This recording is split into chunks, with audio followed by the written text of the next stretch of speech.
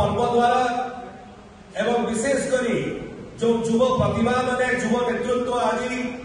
युव कांग्रेस एवं कांग्रेस दल को परित्याग कर विजु जनता दल में सम्मिलित होती से मिश्रण द्वारा विजु जनता दल आहरी सशक्त हम आहरी शक्तिशाली हम एवं 2024 निर्वाचन में जाजपुर असेंबली कन्स्टिट्युएंसी रे बहुमत रे बहुत बड़ा मार्जिन में जययुक्त हबु एक विश्वास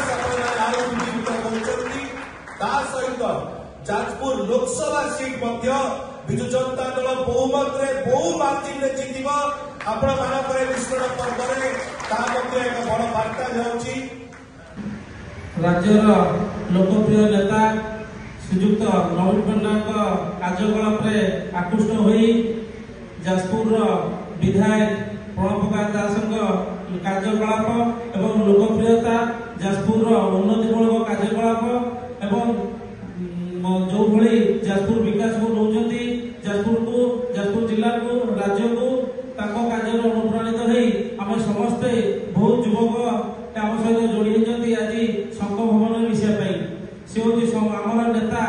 बभाई जो भल पाइबा श्रेष्ठता अधिक आकृष्ट कर अनुप्राणित आज समस्त युवक मैंने आज संघ भवन मिशिचु।